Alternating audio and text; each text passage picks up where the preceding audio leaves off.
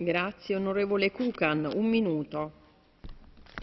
Ďakujem, pani predsedajúca.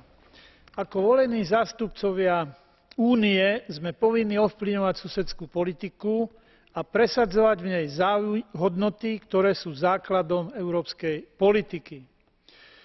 Únia musí v nej zohrávať aktívnejšiu úlohu. Podporujem preto jej väčšiu angažovanosť politickú, spoločenskú a finančnú. Náš parlament by mal byť súčasťou tejto politiky a bezprostredne pozitívne vplývať na jej celkové smerovanie.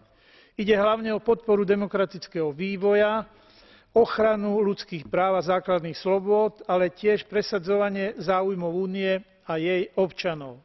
Teší ma, že správa, o ktorej dnes rokujeme, poukazuje tiež na niektoré špecifické otázky dôležité pre Slovensko, ako napríklad otázky energetiky a energetickej bezpečnosti. Tieto témy sú relevantné nielen pre nás, Slovákov, ale tiež z pohľadu Únie, ako aj z pohľadu našich partnerov v susedstve. Ďakujem pekne. Grazie, onorevole Grzyb, un minuto. Grazie, Presidente.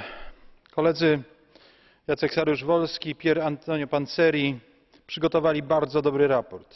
To dobra podstawa dla przyszłości polityki sąsiedztwa. Chciałbym